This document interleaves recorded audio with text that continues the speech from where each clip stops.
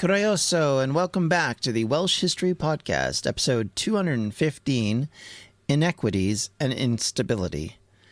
Since we started the new season of this podcast in episode 201, one thing that I think is very clear about this era of Welsh people and the larger British history is one of inequity bubbling on the brink of explosion.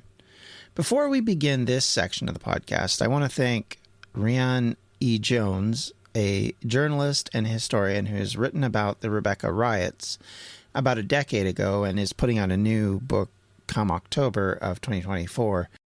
I've leaned heavily on her for some of the source material and specifically on some of her evaluations and notes, so definitely go check her out. I think she does a great job of giving the background of this, so like I said, I've leaned on her a bit for this. So be aware of that, I guess. Go again. During the 18th century, radicals were coming to the forefront to demand more of their government. This included more representation for those who, at that point, had very little say in British government throughout its history, and while Wales is obviously a rural and conservative place, which remained largely on the periphery of the debate, it is slowly coming around as droughts, wars, rural living combined to make people, if not intolerant of this kind of thing, but definitely miserable. The talk of popular representation and demands for better pay, better protection, and better lives in general was rising. Wales during the 1830s saw a massive increase in population, yet most of the populace was abandoning their rural roots and moving into the industrial southeast due to the better money, or at least steadier money, and generally more opportunities, if not always better conditions. The instability of the older agricultural sector would have consequences by seeing more and more of people emigrating away from Wales. Even if they were moving within the country, there were still loads that were moving away from it. Southwest Wales suffered from this exodus much like the rest of the rural area of the country, basically the western side of the country. At this point, Carmarthen had risen to become the fourth largest town in Wales and was an important market town at the center of political and judicial administration for the area. It will be a centerpiece of the discussion that we're going to have, especially in the next episode. Unlike a lot of the north and central west, where most communities were still relatively small, its population had risen to almost 10,000. Many of those were largely Welsh-speaking, and two-thirds were employed in agriculture or trade within the agricultural field.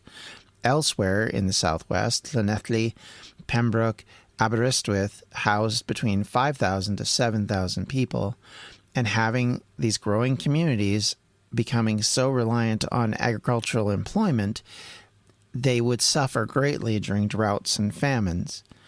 Poor laws and general government legislation was slow to react, or in some cases didn't act at all, to help places like this. They were not rich or heavily populated like London or Liverpool or Bristol, and were considered basically relatively backwater places where even the local powers had little influence to help, and in some cases very few of the people that owned the land there actually lived there. As with much of Britain, power structures were fairly stratified, from large landholders who had been in places for centuries in some cases, some maybe up to a millennia, through inheritance or marriage. Below them were wealthy landholders whose families were able to grab out land throughout the last centuries of strife and position themselves as the wealthy, or at least the upper middle class.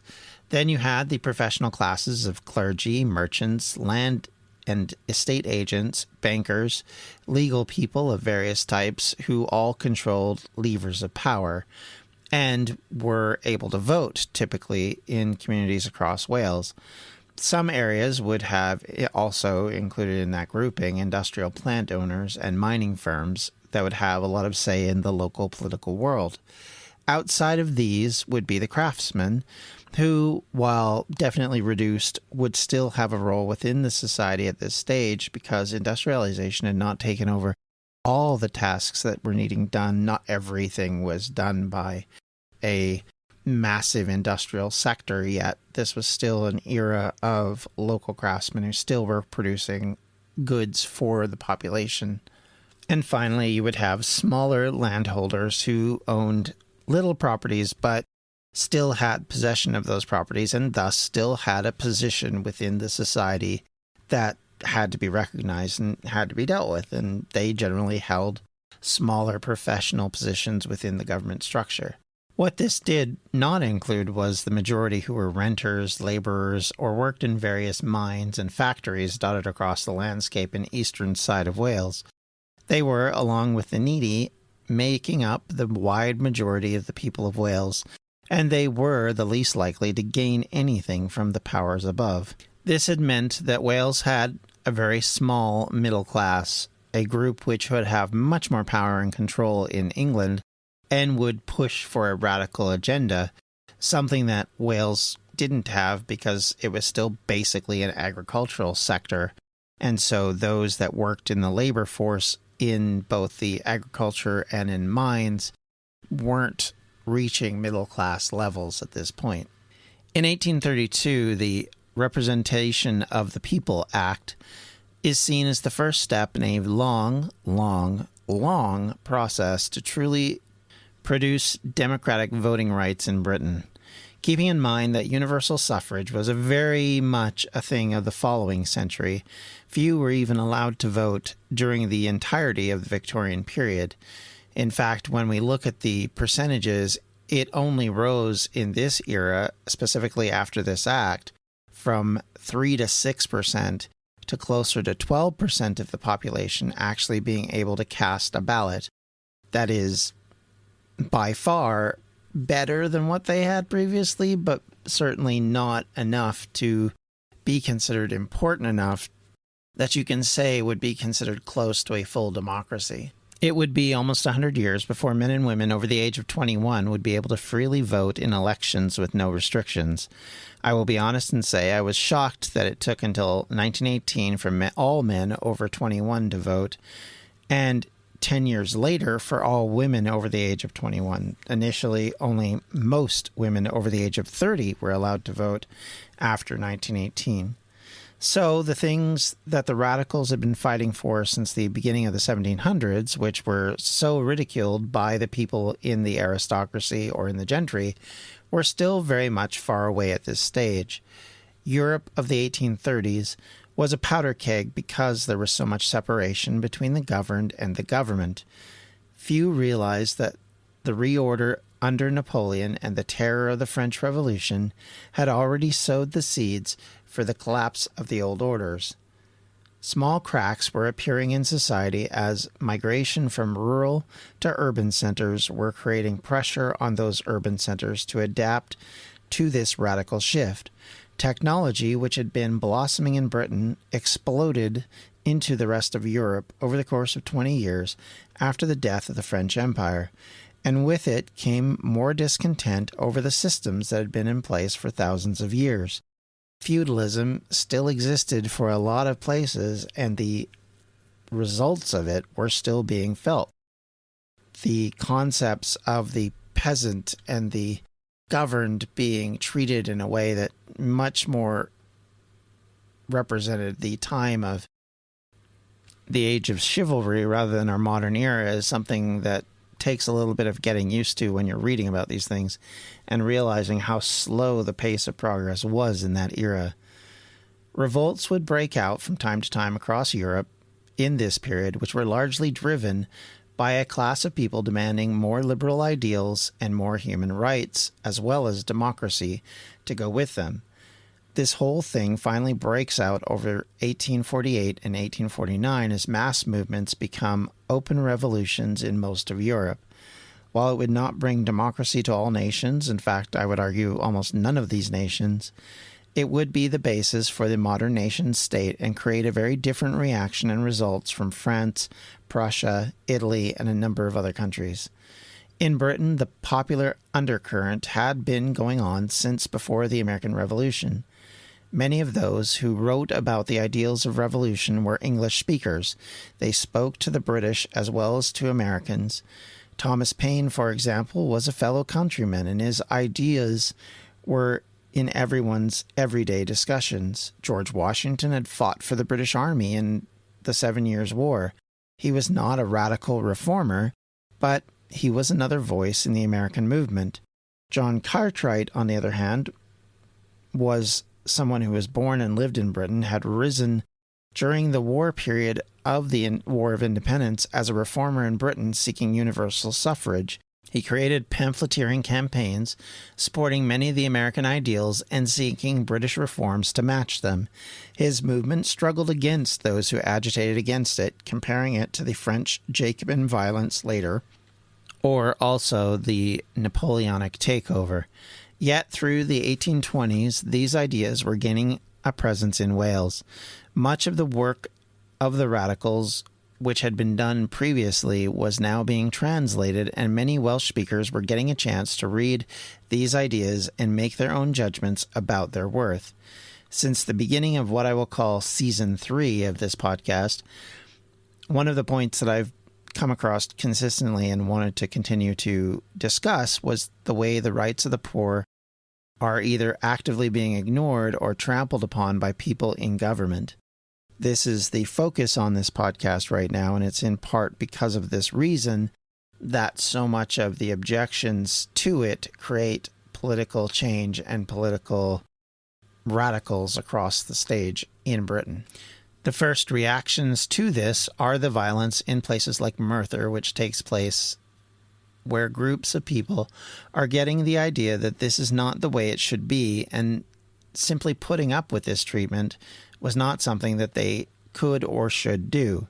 In short, there was a large problem in society that was governed and controlled by the upper class, who didn't understand and were suspicious of those below them. This was starting to create problems, and if you're an old power broker or landholder, I can see how this would make you nervous. If you're like me and eating healthy is a bit of a problem, let me bend your ear a little bit to eat stress-free this spring with Factor's delicious, ready-to-eat meals. Every fresh, never-frozen meal is chef-crafted, dietitian-approved, and ready to eat in just 2 minutes. Choose from a weekly menu of 35 options, including popular options like Calorie Smart, Keto, Protein Plus, or Vegan and Veggies. Also, discover more than 60 add-ons every week, like breakfast, on-the-go lunch, snacks, and beverages to help you stay fueled and feel good all day long. What are you waiting for? Get started today and fuel up for your springtime goals. Get chef-prepared meals on the table in 2 minutes with Factor's ready-to-eat meals, so you can get back to doing what you love this spring. Also, if you're looking for gourmet meals, try meals that feature premium ingredients like filet mignon, shrimp, truffle butter, broccolini, and asparagus. We're celebrating Earth Day all month long. Look out for the Earth Month Eats badge on the menu for our lowest carbon footprint meals. Head to factormeals.com/WelshHistoryPod50 and use the code WelshHistoryPod50 to get 50% off your first month plus 20% off your next month. That's code WelshHistoryPod50 at factormeals.com/WelshHistoryPod50 to get 50% off your first box plus 20% off your next box while your subscription is active. Welcome to Anthology of Heroes, the podcast that explores the most pivotal moments of history through the eyes of those who lived it. In this podcast, we don't spend our time recounting facts and dates. Instead, we follow in the footsteps of national heroes, kings, or ordinary people who lived and breathed the moments that shaped our world. We're not hemmed in by eras, borders, or religions. Instead, we seek out the tales of those who defied the odds and fought passionately for their beliefs. Whether they're right or wrong is up to you to decide. From Vercingetorix's doomed rebellion against Rome, to Osceola's unshakable war against the USA, all the way up to the inspiring Sobibor concentration camp uprising in World War II, each episode is an immersive listening experience, blending music and sound effects to really draw you into the story. Our episodes go for about 45 minutes, making them perfect for your commute, and are crafted using a wealth of historical sources which I list on our website if you want to learn more. I'm the host, Elliot Gates, and I'm thrilled to have you joining me as we uncover history's hidden gems and illuminate the faded pages of our past. Look out for the Anthology of Heroes podcast on Spotify, Apple Music, or anywhere else you get your podcasts from. One thing that became obvious while working on the episodes discussing Hester is that she railed against democratic movements, suggesting that reformers were troublemakers and parroted a lot of the upper class ideals about British government was the calm middle ground between absolute monarchy and democratic chaos, as she and many of her peers thought of it. In that space, they became much more jaded and suspicious of any reforms that would talk of human rights or democratic values, and they would try to stamp them down as vigorously as they saw them appear. The heavy-handedness of these actions did nothing to stop the general calls for reforms. The radicals, on the other hand, could see that people were getting angry and worked up over the issues that they were facing, and ignoring them was only making it worse. With this recognition came more and more publications calling for reformation.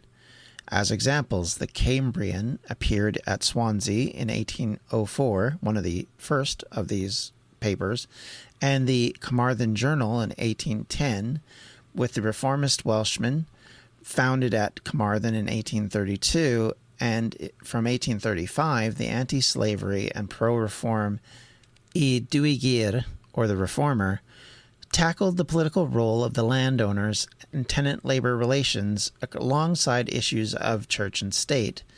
These journals and papers played a vital role in creating common voices of dissent that could be read not only by the English, but of course also the Welsh. These print broadsides and pamphlets worked to lay out the objections of the working and agricultural classes to their mistreatment by the gentry classes. It ridiculed those in power and worked to represent the popular opinion and in many cases shape it to something which modeled their own ideals. Resentment of the new poor law, low wages matched with higher inflation on items that were needed, combined with low agricultural and livestock prices, worked to agitate the lower classes. Then added to that was the growing unemployment that we've discussed in past episodes. As discontent grew more and more, people started to question just how the status quo benefited them. And facing this was a smaller and smaller centralized power structure who did not have relationships with their own people. Few major landholders lived in the areas they controlled, and most now preferred to move to London, where the power and opportunity for power lay. This meant that they had little to no connection with their tenants, and many may not even really understand them, as Welsh was slowly decreasing in use by the Welsh gentry of this period. In fact, it may be argued that they weren't even really using it at all. This, of course, has been a problem since Edward I conquered the land, and those in power started to recognize that speaking Welsh was not a benefit to them. This would be a continual issue going into this period. The government after the Napoleonic Wars was looking to raise funds for its ever-expanding colonial powers. Keep in mind that they had gained control of areas such as India not long back and had been working towards controlling and dominating places like Australia and New Zealand. And in order to pay for this, they needed to expand tariffs and taxes that hit rich and poor alike, but took a higher percentage of wages from the poor who obviously could not really afford it. Tolls also started to be created at different areas across Wales to try and build income through that methodology as well. So, as not uncommon with some of the complaints of today's agricultural society, there is this discontent through the fact that perception of effectively being the piggy bank that people use in order to pay for what amounted to, in their opinion, government largesses or things that were beneficial to the urban class but not them. All of those things would start to work against the government, and discontent would turn to violence, as we discussed in places like Carmarthen and Merthyr, but it would start to expand as the 1830s public protests grew, it started to force the authorities to act, but usually they did so through violence themselves. Military officials or militias acting as police usually meant that they would follow the actions needed to create quiet rather than justice, and usually do it either through the butt of a gun or through a billy club or any other numbers of ways that had very little to do with actually meeting the problems that were being described. Justice in Wales in this period was considered dubious for the poor. The cost of getting results was typically very high and out of the range of most. This would mean instead of suing a landlord for price gouging or class action lawsuits to bring larger corporations down or to justice, there was almost nothing that could be done to enforce any of this. You were almost consistently at the mercy of those who could afford the luxury of the law. This also created discontent and anger, obviously. In the urban communities, this meant forming types of unions or loose organizations who saw themselves as defenders of this working class. These would then move under assumed names and titles and carry out violence against those deemed either unjust or a part of the system. It would also slowly but surely come into the rural parts of Wales, and it would bring about new movements towards liberal values as radical voices started to enter into the fray. Rural Wales, which was struggling in 1837 and 1838 as the whole country suffered under a poor harvest, they were much worse in the southwest, where constant rain meant that they could not grow food as the water would destroy the seed rather than feed it. This forced farmers to buy wheat in high prices to feed themselves and their animals and their families, rather than profit from higher prices that were being gained by others during this period. As you might imagine, this would destroy what little they had been able to save over the years and likely sunk some of them into debt to try and keep their families from starving to death. As these grain harvests collapsed, the price of butter between 1837 and 1841 and sheep between 1839 and 1841 were relatively high, and even low cattle prices of 1839 had recovered by 1841. So livestock prices remained high if you had enough of them to make up the difference. But in a general fall in livestock prices in the early 1840s had a knock-on effect across the board.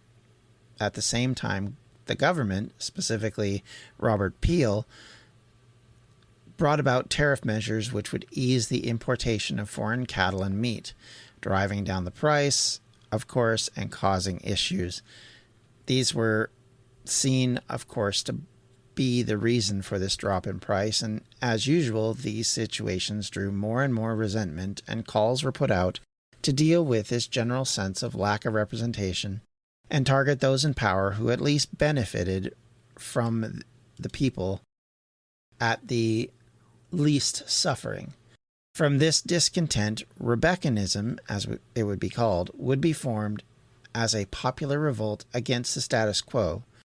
And in the next episode, we will discuss in detail what this meant, why it's called what it's called, and how it grows into a popular revolt throughout Wales throughout the 1840s. And with that, I'd like to thank you all for listening. I hope you have a great day. If you have any questions, comments, or concerns, you can always reach me at the Welsh History Podcast at gmail.com, or you can reach out to me on Twitter at Welsh History Pod, or on Facebook at facebook.com/Welsh History Podcast. Or if you'd like to help out the podcast through a donation, you can do that through patreon.com/Welsh History. Anything you were able to put forward is great, and it does go towards the research for this episode and for this series. Thank you, everyone, for listening. Once again, I hope you all have a great day. We'll talk to you later. Take care. Bye-bye. Welsh History Podcast is a member of the Evergreen Podcast Network. To find more information on them, you can do so at evergreenpodcasts.com. Thanks for listening.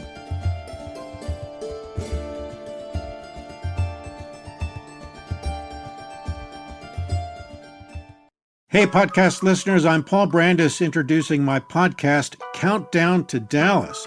It's a fascinating, in-depth look at the seemingly unconnected events that led to the assassination of President John F. Kennedy. It's based on my book of the same title. In that book and in this podcast, I go all the way back to 1939, when Lee Harvey Oswald was born into a troubled and dysfunctional family. I'll follow his transient and often violent teenage years and young adulthood, painting a fuller picture of the man who would later become Kennedy's killer.